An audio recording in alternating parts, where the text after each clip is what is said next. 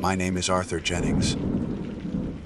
Prior to the events I am about to recount, I considered myself a man of logic, a scholar of observable phenomena, and a firm believer in the rational. I held a modest professorship in ancient history at a respected, albeit not overly prestigious, university. My life was one of dusty tomes, cataloged artifacts, and the comforting predictability of academic routine. The notion of demons, hell, or any realm beyond the tangible was, to me, the stuff of folklore. Fascinating from a historical perspective, but utterly divorced from reality. I state this plainly so that you, the reader, may understand the profound and terrifying dislocation I experienced when my meticulously ordered world was irrevocably shattered. It began on a Tuesday, a day usually characterized by a late afternoon seminar on Mesopotamian deities, a subject I now view with a chillingly different perspective. I had been working late in my office, a cramped space overflowing with books and maps, a haven of intellectual pursuit. The campus was quiet, the usual hum of student activity, long since faded into the evening.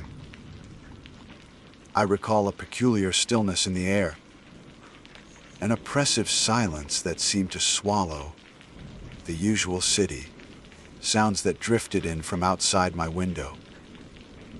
A headache had been plaguing me for most of the afternoon, a dull throb behind my temples that I attributed to stress and lack of sleep. As I was packing my briefcase, preparing to leave, the headache intensified with alarming speed. It wasn't a gradual worsening, it was a sudden, brutal spike of pain that buckled my knees and sent a wave of nausea through me.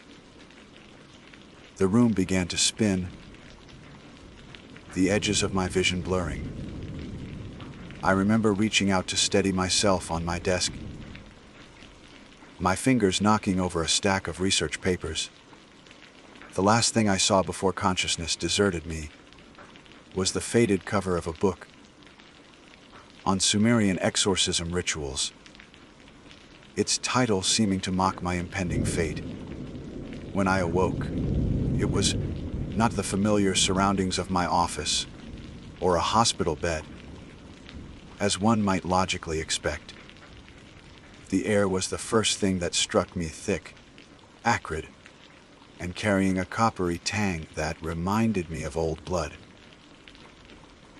It burned my nostrils and coated the back of my throat. My head was still throbbing, but a different kind of pain now, a heavy, disoriented ache. I was lying on a cold, unyielding surface, rough and uneven beneath my back. Slowly I forced my eyes open. The light was dim, a sickly, greenish-yellow luminescence that seemed to emanate from the very stones that formed the walls around me. I was in a cell, not a modern prison cell with steel bars, a porcelain toilet, but something ancient, something primal. The walls were constructed of massive, roughly hewn blocks of a dark, volcanic-looking rock, slick with moisture and emitting a faint, unsettling warmth. There were no windows, no visible source of the grotesque light. The only break in the oppressive stone was a heavy, iron-banded wooden door, its surface scarred and pitted. Panic, cold and sharp, began to prick at the edges of my composure. I sat up, my body stiff and sore. My clothes, my tweed jacket and corduroy trousers, feeling absurdly out of place in this nightmarish environment. Where was I? How had I gotten here? My mind, usually a well-ordered library of facts and deductions, was a chaotic jumble of fear and disbelief. Hello. I called out, my voice raspy and weak. It was absorbed by the stone, a pathetic sound in the vast, oppressive silence. I tried again, louder this time. "Is anyone there?" A sound answered me then, but it was not human. It was a grating, scraping noise, like stone grinding against stone, accompanied by a low, guttural growl that seemed to vibrate through the floor. My heart hammered against my ribs. I scrambled backwards, pressing myself against the cold, damp wall, my eyes fixed on the door. The door creaked open, not with the sound of anoiled hinges, but with a sickening, wet-tearing sound, as if sinew and muscle were being rent. Standing in the doorway, silhouetted against a slightly brighter, but equally repulsive, green glow from beyond, was a figure that defied all rational explanation. It was tall, impossibly so, its limbs elongated and distorted. Its skin, where visible, was the color of bruised plums, stretched taut over sharp, angular bones. Horns, thick and black as obsidian, curled back from its brow. And its eyes, I will never forget those eyes, were pits of burning crimson, radiating an ancient, malevolent intelligence. It wore what looked like crudely fashioned armor of blackened metal, and in one clawed hand, it gripped a whip, its lashes tipped with what looked like jagged barbs of bone. This was no man in a costume, no product of a deranged mind. This was a demon. The word, once a mere entry in my lexicon of mythology, now held a terrifying, visceral reality. The creature let out another growl, a sound that seemed to dredge up the very essence of despair, and gestured with its free hand, a clear command for me to exit the cell. Fear, raw and primal, threatened to paralyze me, but some instinct for self-preservation, however faint, urged me to comply. To resist, I knew with chilling certainty, would be to invite unimaginable pain. I rose on trembling legs, my gaze fixed on the monstrous being before me. As I stepped out of the cell, the corridor beyond was revealed. It was a vast, cavernous space, stretching into the gloom further than my eyes could discern. The same sickly green light illuminated one rows of identical cells, each with its heavy, dark door. The air was even fuller here, thick with the stench of sulfur, decay, and something else. Something uniquely terrifying that I couldn't quite place, the smell of absolute hopelessness. Other figures, similar to my escort, but with variations in their grotesque forms, some scaled, some winged, some with multiple eyes or limbs, patrolled the corridor, their clawed feet clicking ominously on the stone floor. They paid me little heed, their attention focused on their grim duties. And then I saw the other prisoners.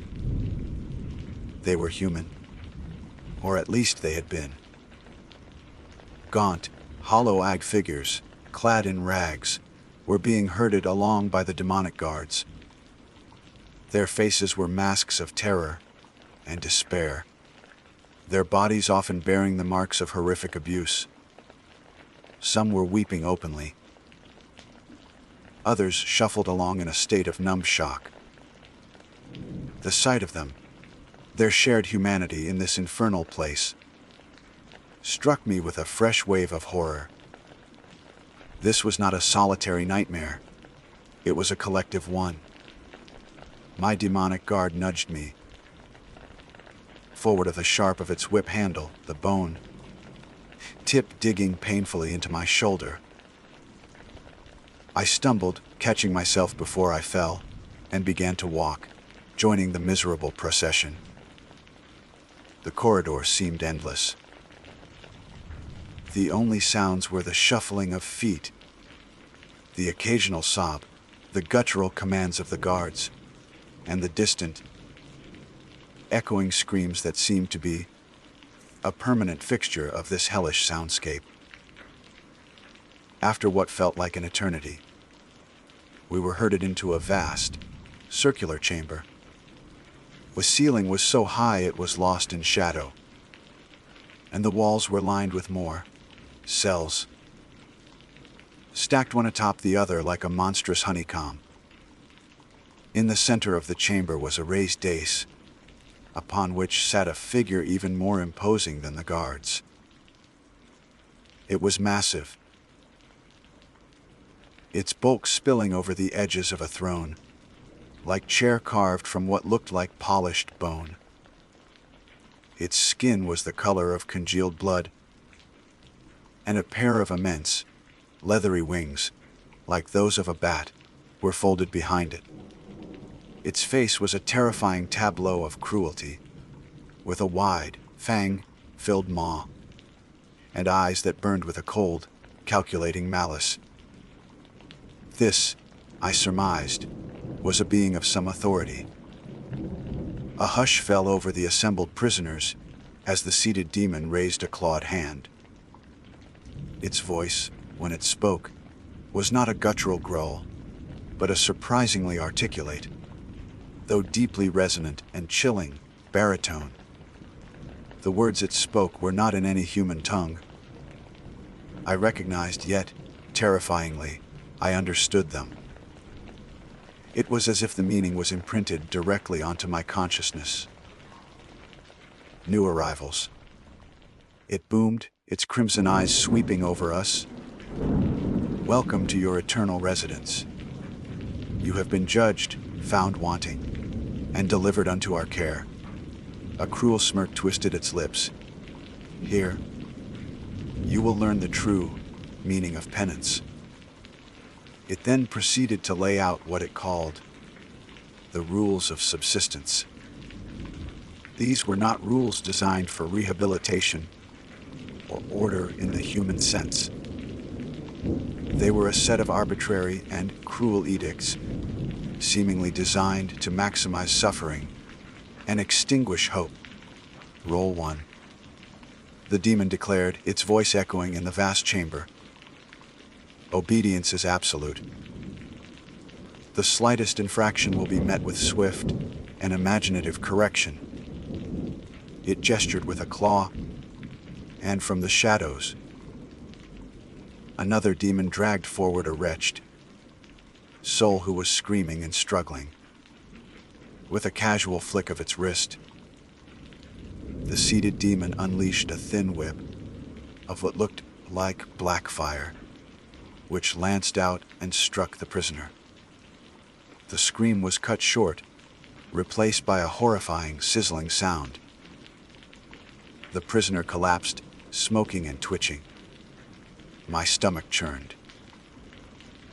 This was a place where the laws of physics, of biology, of everything I had ever known, were perverted and twisted to serve an agenda of pure, unadulterated evil. Rule 2. The demon continued, its gaze lingering on the smoldering form on the floor.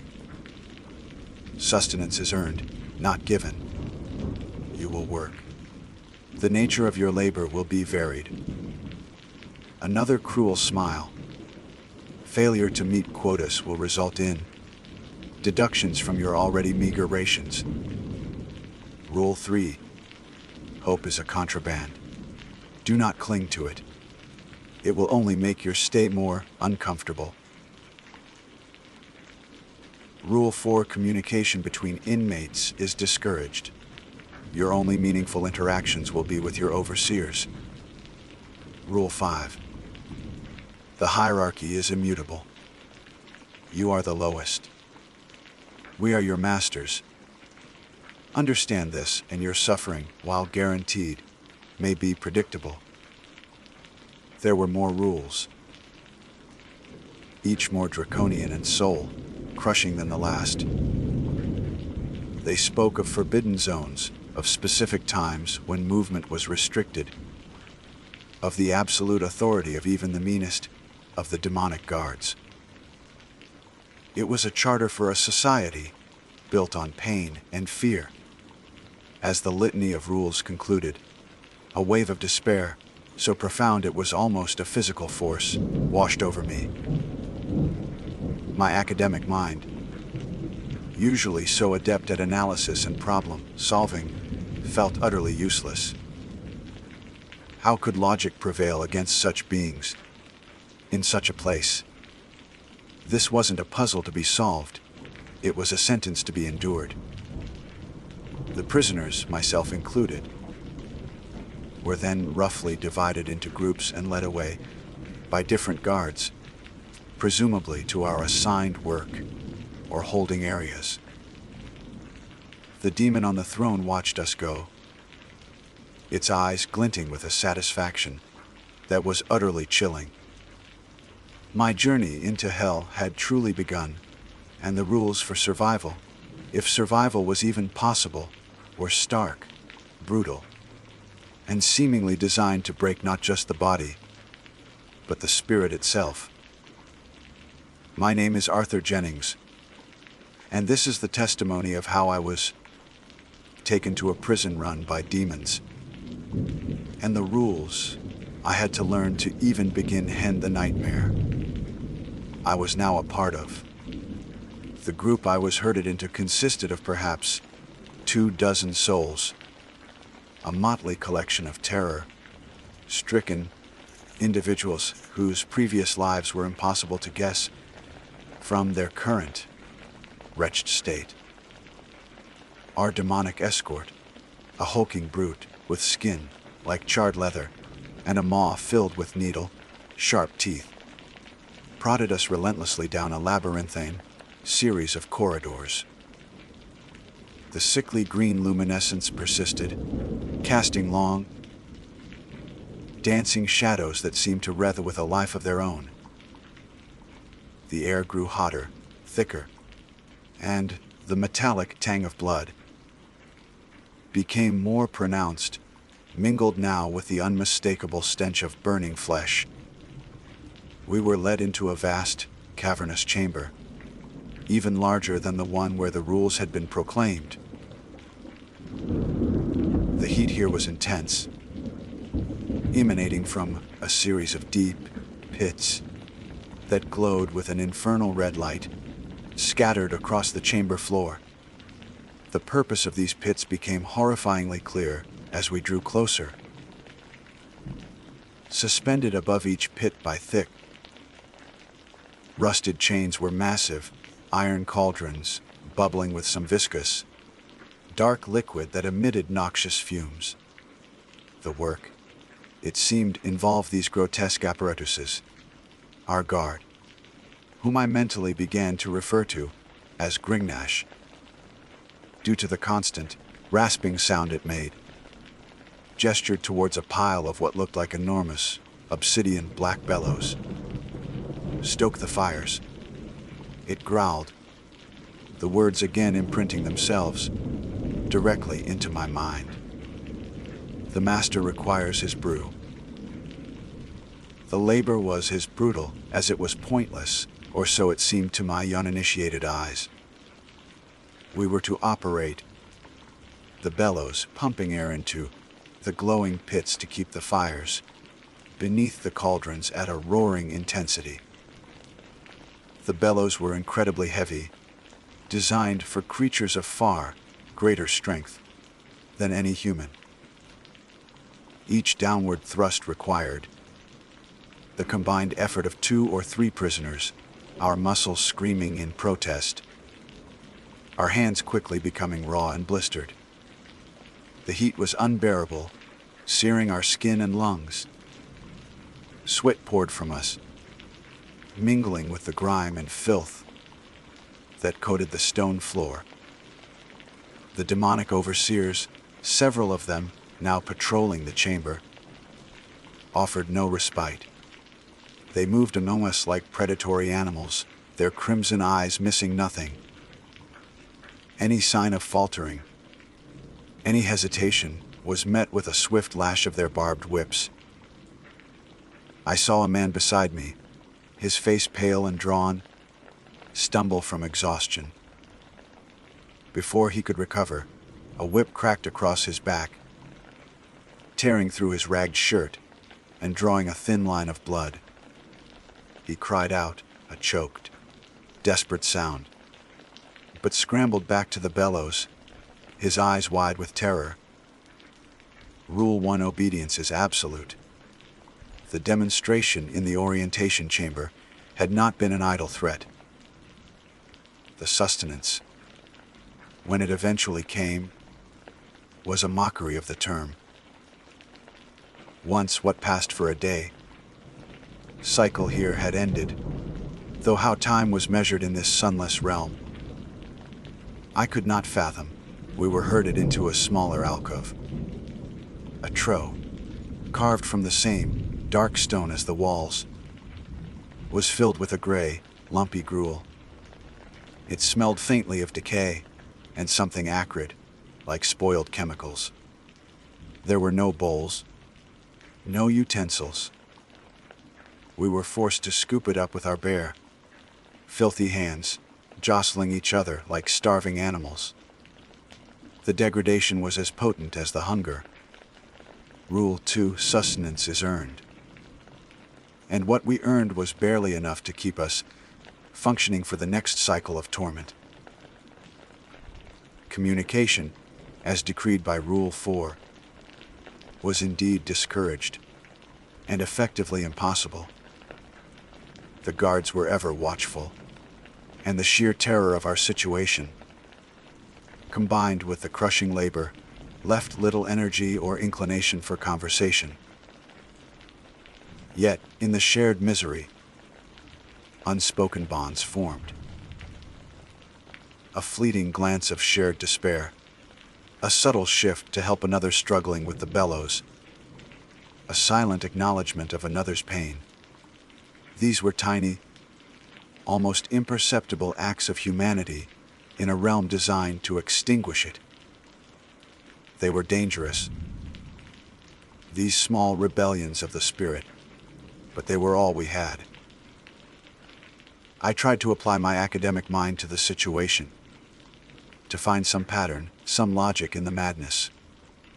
It was a futile exercise. The demon's cruelty was not systematic in any way I could discern. It was capricious, arbitrary. One moment, a guard might ignore a clear infraction. The next, it would unleash a torrent of violence for no apparent reason. The rules were absolute, yet their application seemed to depend entirely on the whim of the individual demon enforcing them. This inconsistency was, perhaps, an even greater torment than predictable brutality. It kept us perpetually on edge, never knowing what might provoke their wrath. One cycle, while toiling at the bellows, I dared to observe Grignash more closely. Its movements, while brutish, had a certain rhythm. It patrolled a specific area, its gaze lingering on certain prisoners more than others. Was there a hierarchy even among these guards? Did some hold more sway, more power to inflict pain? Rule 5: the hierarchy is immutable. We were the lowest, that much was clear. But understanding their internal dynamics, if any existed, seemed a distant and perilous prospect. The nature of the brew we were heating remained a horrifying mystery. Sometimes other demons, more robed and seemingly of a different caste, would approach the cauldrons and ladle out portions of the bubbling liquid into ornate, obsidian flagons. They would then carry these away, disappearing into shadowed archways that led to unknown parts of the prison. What was its purpose? A potion? A fuel? a perverse form of sustenance for the higher echelons of demonkind. The questions gnawed at me, but answers were a luxury this place did not afford. Days, or cycles, bled into one another, a monotonous blur of agonizing labor, gnawing hunger and ever-present fear. The physical toll was immense. My body, once accustomed to the sedentary life of a scholar, was a canvas of aches, bruises, and open sores. My tweed jacket and corduroys were long since reduced to tattered rags, offering little protection against the harsh environment or the casual cruelty of the guards. But it was the psychological erosion that was most insidious. Rule 3: hope is a contraband, and the demons were experts at its confiscation. Every small spark of defiance I witnessed in others was brutally extinguished. Every fleeting moment of shared humanity felt like a transgression punishable by unimaginable torments. The constant, distant screams that echoed through the prison served as a perpetual reminder of the consequences of any deviation from abject submission. I found myself clinging to the remnants of my former self, to the analytical processes that had once defined me. I began to count. I counted the number of thrusts of the bellows between guard patrols. I counted the number of prisoners in my work group who collapsed each cycle. I counted the cracks in the stone floor of my cell. It was a desperate attempt to impose order on the chaos, to find some small, predictable element in a universe of malevolent caprice. It wasn't hope, not in the traditional sense. It was a lifeline, a way to keep my mind from completely unraveling. One cycle, during the brief period of rest, in our cramped sleeping quarters, a bare stone floor, shared with dozens of other broken souls, I noticed something. A faint scratching sound, rhythmic and deliberate, coming from the other side of the wall I was leaning against. It was almost imperceptible amidst the snores, whimpers, and occasional mad ramblings of the other prisoners. But it was there. Scratch, pause, scratch, scratch, pause. My heart, a dull, tired organ, gave a small, unexpected flutter. Was it another prisoner? Was it some creature indigenous to this hell? Or was it merely the settling of the ancient stones?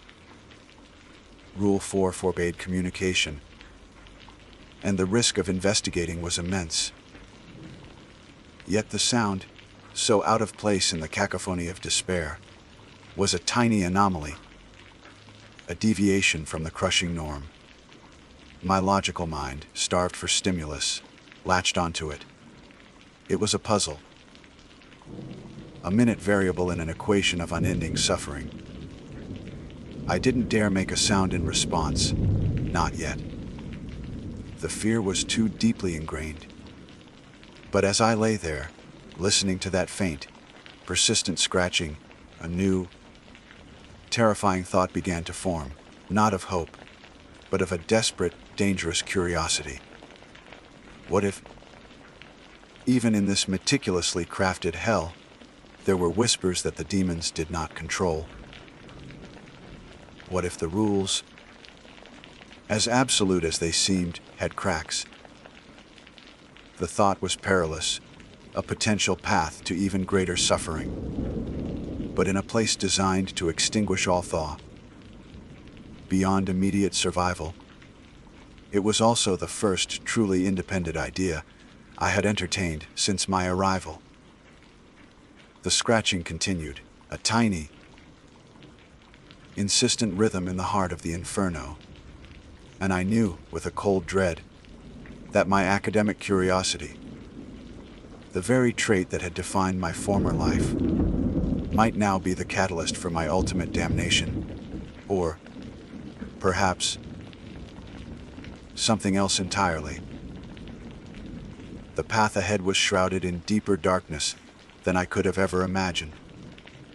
The decision to investigate the scratching sound was not one I made lightly.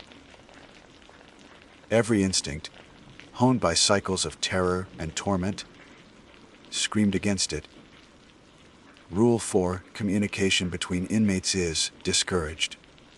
The word discouraged was a demonic euphemism for punishable by methods that would make a vivisectionist blanch. Yet, the sound persisted, a tiny, rhythmic anomaly in the symphony of suffering, and my mind, starved for any semblance of intellectual engagement, fixated on it. It was a gamble, a potentially fatal one, but the alternative, an eternity of mindless labor and crushing despair, was a slow death of the soul. During the brief, chaotic period when we were herded back to our communal sleeping chamber, after a cycle of stoking the infernal cauldrons, I maneuvered myself to the same spot against the wall. The scratching began again, faint but unmistakable. Scratch, pause. Scratch, scratch, pause. My heart hammered a frantic rhythm against my ribs, a counterpoint to the mysterious sound. How to respond? A direct sound, a tap, a whisper, was too risky. The demonic guards, like Gringnash, possessed preternaturally sharp senses. I needed something subtle, something that could be dismissed as accidental if observed. My eyes scanned the grimy stone floor. Amongst the filth and debris, I spotted a small, loose pebble, no bigger than my thumbnail. Waiting for a moment when the nearest guard seemed distracted, its multifaceted eyes scanning a different section of the crowded chamber, I subtly shifted my position. With infinite care, I nudged the pebble with the toe of my ragged boot, causing it to scrape lightly against the wall, mimicking the sound I had heard. One scrape, I held my breath. A pause from the other side, longer than usual. Had I been heard, or had I imagined the whole thing? My sanity finally succumbing to the horrors of this place. Then it came: scratch, scratch. Two distinct sounds. A wave of something akin to exhilaration, quickly tempered by icy fear, washed over me. It was a response. Deliberate. Someone was there. Someone was communicating. Over the next few cycles, this clandestine, perilous dialogue continued. A pattern emerged. One scratch from my side, two in response. Two from me, one in return. It was a rudimentary code, a binary system born of desperation. We couldn't convey complex ideas, but we could confirm presence, acknowledge awareness. It was a lifeline, thinner than a spider's silk, but a lifeline nonetheless in an ocean of hopelessness. The identity of my unseen correspondent remained a mystery. Were they an old prisoner? Someone who had learned the subtle arts of survival in this hell? Or someone new, as terrified and disoriented as I was? The questions burned in my mind, but I dared not escalate our communication beyond the simple scratches. The work at the cauldrons continued, each cycle more grueling than the last. The brew remained an enigma, its acrid fumes a constant assault on our lungs. I observed the robed demons who collected it, their movements precise and ritualistic. They never spoke, their faces hidden in the deep cowls of their robes. They seemed different from the brutish guards, possessing an aura of cold, intellectual malevolence rather than raw physical threat. Rule 5. The hierarchy is immutable. These robed figures were clearly higher in the demonic pecking order. One cycle, a new horror was introduced. One of the prisoners, a young woman whose name I never knew, collapsed at the bellows, her body racked with convulsions. Instead of the usual whipping, two of the robed demons approached. They carried with them a strange apparatus, a collection of gleaming, metallic instruments that looked disturbingly like surgical tools, but twisted into nightmarish forms. What followed was not a punishment, but an experiment. I will not recount the details, for they are seared into my memory with a clarity that still brings bile to my throat. Suffice it to say, her screams added a new, terrible layer to the prison's soundscape, and the robed demons observed her suffering with a detached, scientific curiosity. It was a chilling reminder that the cruelty here was not always born of rage, but sometimes of cold, calculated intent. The incident solidified my resolve. The scratching on the wall was more than just a curiosity. It was a potential, however slim, to find something, anything, beyond this cycle of torment and observation. The opportunity to learn more came unexpectedly. During one rest period, a fight broke out amongst some prisoners over a scrap of moldy bread someone had managed to hoard. The guards descended with predictable brutality, their whips cracking, their guttural roars filling the chamber. In the ensuing chaos, with the guards' attention diverted, I saw my chance. My correspondent had, in previous conversations, begun a new pattern: 3 scratches, a pause, then 1. I had tentatively interpreted this as a question or an invitation. Now, with the guards occupied, I risked a more direct approach. I pressed my ear to the cold stone, straining to hear anything beyond the immediate din. A whisper, so faint it was almost lost in the cacophony. Careful, they listen. My blood ran cold. The voice was raspy, weak, but undeniably human, and it knew about the guards.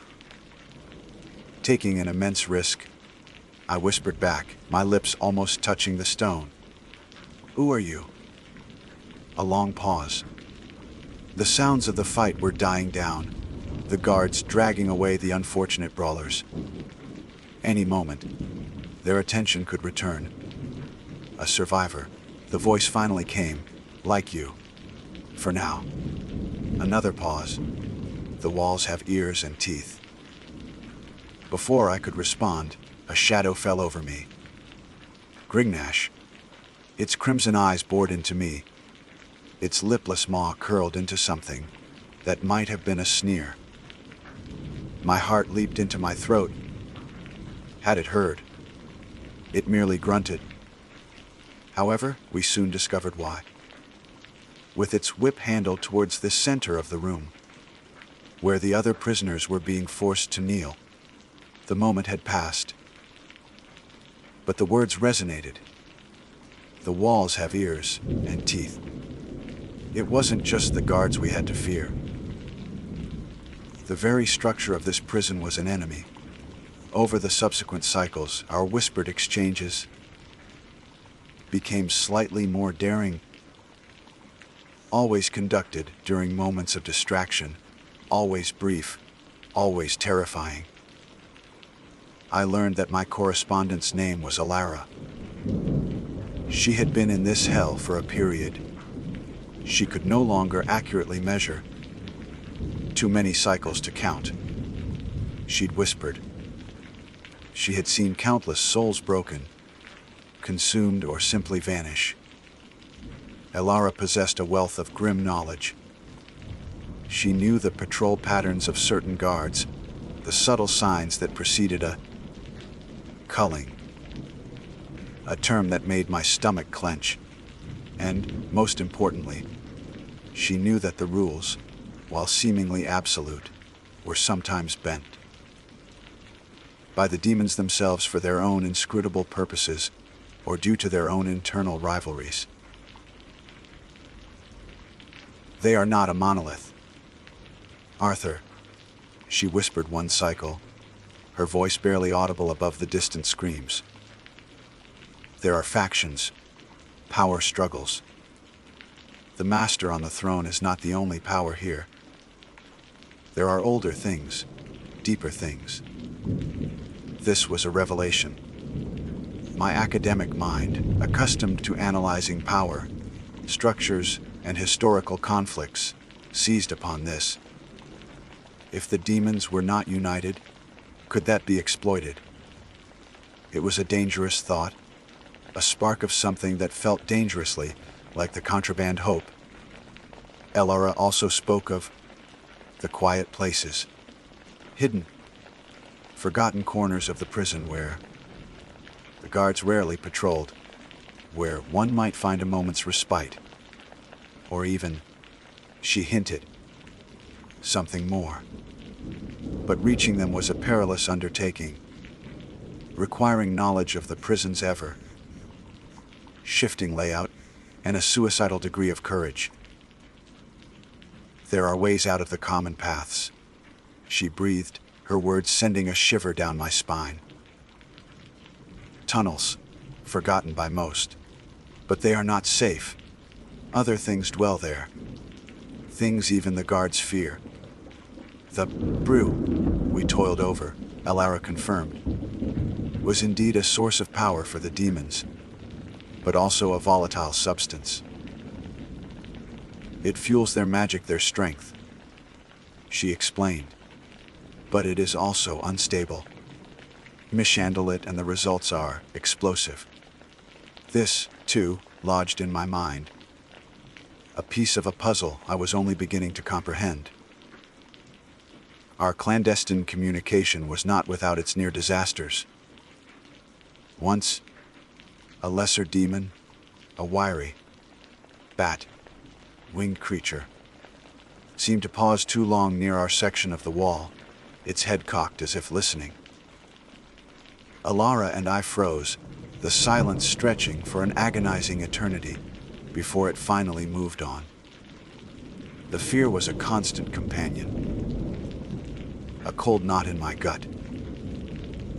As I pieced together Elara's fragmented whispers, a terrifying, desperate idea began to form in my mind. It was an insane gamble, a plan so audacious that its failure would undoubtedly result in a fate worse than anything I had yet experienced. But the alternative was to remain a cog in this infernal machine, stoking the fires of my own damnation until my body or mind finally gave out. Elara had spoken of a particular robed demon, one she called the alchemist, who was responsible for overseeing the quality of the brew. This alchemist was said to be meticulous, almost obsessive, and possessed a private chamber near the great cauldron hall, a place rumored to contain notes, perhaps even formulas related to the brew. If I could reach that chamber, if I could find something, anything, that could be used. The thought was incomplete, a wild, untamed seed of rebellion, but it was there. The path ahead was no longer just about enduring the rules. It was about understanding them, twisting them, and perhaps, just perhaps, finding a way to break them, even if it meant walking directly into the jaws of a deeper, more terrifying darkness. The scratching on the wall had opened a door, not to escape, but to a new, more perilous level of the game.